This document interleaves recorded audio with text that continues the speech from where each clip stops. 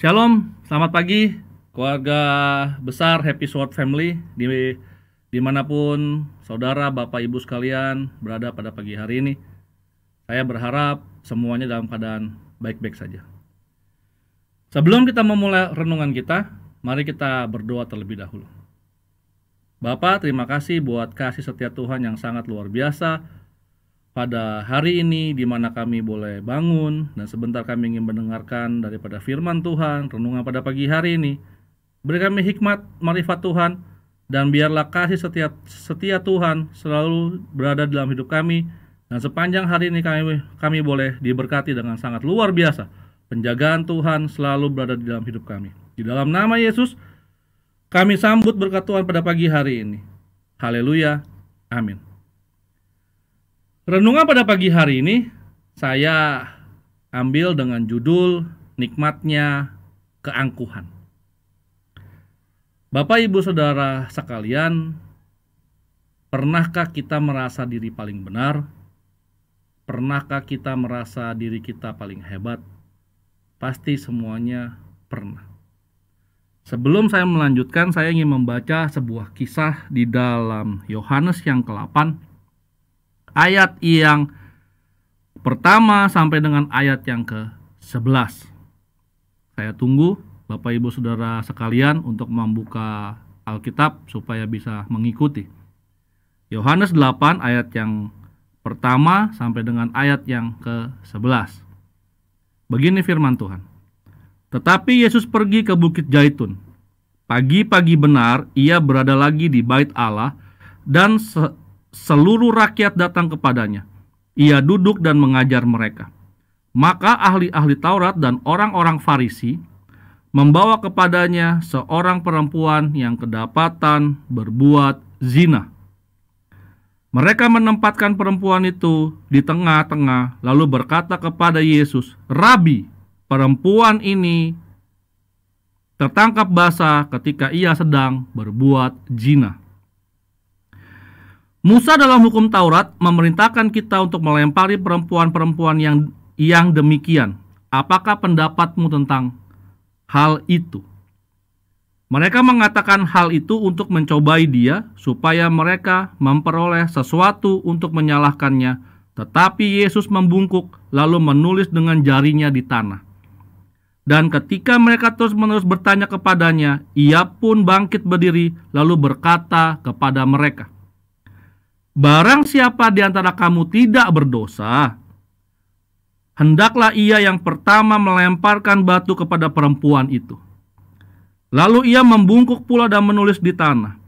Tetapi setelah mereka mendengar perkataan itu, pergilah mereka seorang demi seorang, mulai dari yang tertua. Akhirnya tinggallah Yesus seorang diri dengan perempuan itu yang tetap di tempatnya. Lalu Yesus bangkit berdiri dan berkata kepada mereka, "Hai perempuan, di manakah mereka? Tidak adakah seorang yang menghukum engkau?" Jawabnya, "Tidak ada. Tidak ada Tuhan." Lalu kata Yesus, "Aku pun tidak menghukum engkau. Pergilah dan jangan berbuat dosa lagi mulai dari sekarang." Bapak, Ibu, Saudara sekalian, pada zaman itu Yesus sedang mengajar, tiba-tiba datang orang Farisi, ya, orang-orang yang tua, orang-orang yang terpandang lah. Mereka membawa seorang perempuan yang kedapatan zina, dan dia bilang, "Bagaimana ini? Kita harus hukum." Tetapi yang dibawa hanya seorang perempuan. Saya nggak bahas mengenai jinahnya, saya nggak bahas mengenai ABCD-nya, tetapi yang saya mau bahas adalah mengenai orang yang membawa perempuan ini ke hadapan Tuhan Yesus. Bapak, Ibu, Saudara sekalian, pernahkah kita merasa diri benar? Nikmat, bukan? Ketika orang lain berbuat sesuatu yang salah dan kita benar. Bukan merasa benar loh, tetapi kita memang benar karena kita tidak berbuat zina seperti perempuan itu. Nikmat, bukan? Merasa diri kita benar. Bangga, bukan? Merasa diri kita benar. Ketika orang lain berbuat salah dan hanya kita yang benar. Pernahkah kita merasa diri kita hebat, bisa membantu orang lain, membantu saudara-saudara kita, atau kita membantu seseorang yang sedang kesusahan? Nikmat bukan? Kata-kata kita menjadi tujuan bagi mereka, menjadi harapan buat mereka. Nikmat bukan? Ada rasa yang begitu nikmat di dalam hati ini. Dan terkadang juga pernahkah kita merasa bahwa kata-kata kita begitu bijaksana, begitu indah, bisa menggerakkan orang, membuat orang lain jadi bertobat, jadi seperti bagaimana? Nikmat bukan? Sangat nikmat. Sangat membuat kita merasa diri kita luar biasa. Tetapi tahukah Bapak Ibu Saudara sekalian, terkadang rasa itu tidaklah selalu benar. Terkadang rasa itu membuat kita merasa bahwa kita paling benar di antara semua, membuat kita merasa bahwa kita ini hebat. Keangkuhan melingkupi kita. Bapak Ibu Saudara sekalian, merasa diri kita benar, kalau menurut saya tidak salah. Tetapi ketika kita merasa diri kita benar, lalu mulai ada rasa angkuh, mulai ada rasa merasa diri kita di atas dari orang lain, itu udah satu kesalahan Bapak Ibu Saudara sekalian. Ini akan membuat kita menjadi besar kepala. Ini akan membuat kita menjadi tidak dewasa. Ketika kita ditegur orang, kita akan marah. Kenapa? Karena kita selalu merasa diri kita benar. Tahukah Bapak Ibu Saudara sekalian, ketika Tuhan Yesus datang ke dunia, saya merasa yakin dan benar bahwa tidak ada satu orang pun yang lebih benar daripada Tuhan Yesus. Tetapi lihat, ketika dia dituduh macam-macam, ketika dia dianiaya, dibuat tidak adil, lihat apa yang dia lakukan. Firman Tuhan mencatat dia hanya diam, bahkan dia mendoakan orang-orang tersebut supaya orang-orang tersebut bisa bertobat dan bisa diselamatkan. Bapak Ibu Saudara sekalian, tahukah dosa yang sangat disukai oleh iblis? Dosa itu adalah dosa keangkuhan atau kesombongan. Kenapa? Karena dosa itu begitu memikat hati. Coba bayangkan ketika kita menjadi juara di dalam suatu kelas atau mungkin apalah ya, kita menjadi juara pertama. Lalu orang mulai memuji-muji kita tanpa kita sadar. Terkadang kita menjadi besar kepala. Tanpa sadar, terkadang kita merasa diri kita hebat daripada orang lain. Bapak Ibu Saudara sekalian, hal inilah yang ingin saya ingatkan pada pagi hari ini untuk kita berhati-hati. Jangan sampai kenikmatan itu, ya, kenikmatan, tanda kutip ya, bukan nikmat yang bagaimana, kenikmatan yang merasa diri kita benar, merasa diri kita hebat, merasa diri kita paling tahu, itu membuat kita lupa diri, membuat kita jadi lengah, membuat kita menjadi tidak awas, yang mengakibatkan kita justru jatuh ke dalam dosa yang namanya kesombongan itu.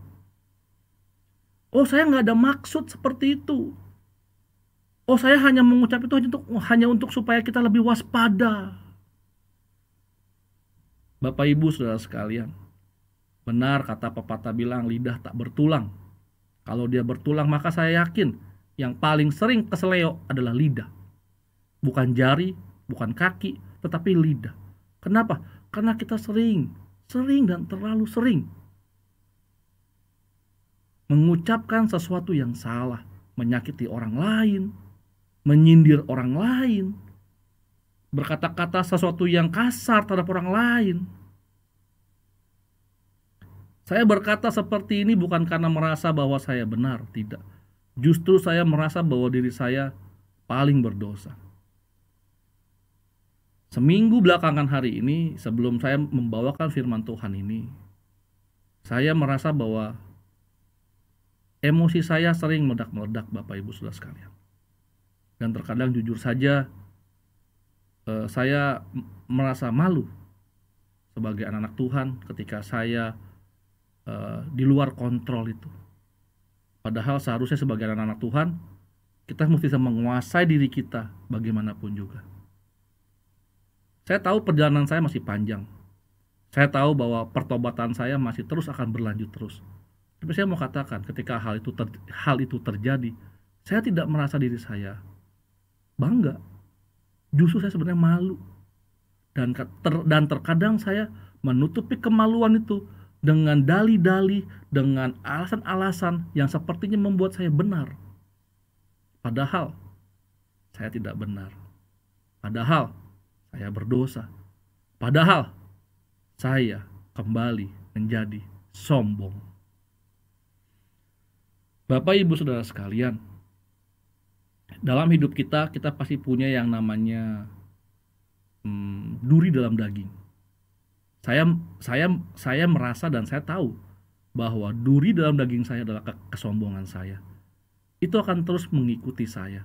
Itu akan terus mengintip di dalam perjalanan hidup saya.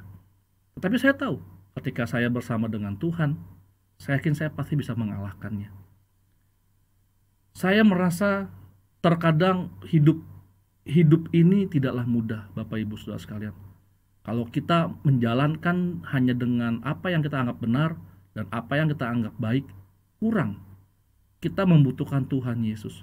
Oleh sebab itu, pada pagi hari ini, saya mau mengatakan kepada Bapak Ibu Saudara sekalian, janganlah pernah kita merasa sombong. Janganlah pernah kita merasa bahwa kita hebat. Bahkan di dalam firman Tuhan, harusnya lebih baik kita mengatakan, jika Tuhan menghendaki, maka pada hari ini saya akan berjalan ke kota A atau berjalan ke kota B. Kita harus selalu menyatakan Tuhan di dalam hidup kita, supaya kita tidak merasa bahwa diri kita hebat dan mampu dan bisa. Tidak ada satupun yang bisa diandalkan di dalam dunia ini kecuali kita mengandalkan Tuhan Yesus. Terkadang ketika kita merasa itu nikmat, sangat nikmat. Merasa diri kita paling benar, paling dianggap orang lain, paling dipandang oleh orang lain. Kita merasa diri kita seperti terbang di awan. Tetapi kita lupa bahwa manusia tidak bisa berjalan di atas awan.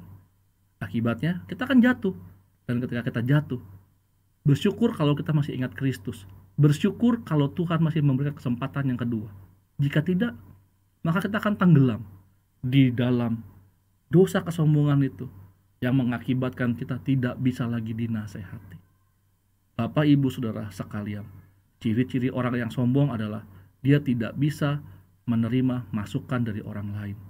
Dia tidak bisa melihat orang lain lebih daripada dirinya. Dia tidak bisa melihat orang lain lebih dihargai dibandingkan dirinya. Anda merasa diri Anda benar. Hati-hati, jangan sampai Anda terjebak di dalamnya. Anda rajin ke gereja, itu baik. Tapi belum tentu kerohanian Anda lebih baik dibandingkan orang lain. Belum tentu Bapak Ibu Saudara sekalian. Kenapa? Karena firman Tuhan berkata, setiap orang mempertanggungjawabkan kelakuannya sendiri. Lebih baik kita mengawasi hidup kita daripada kita menjadi orang-orang yang melihat orang lain, yang menilai orang lain. Karena ukuran yang Anda pakai, itu pun akan diukurkan kepada Anda. Hati-hati Bapak Ibu Saudara sekalian. Pada pagi hari ini saya mau ingatkan bahwa dosa kesombongan ini sangat-sangat luar biasa mengikatnya.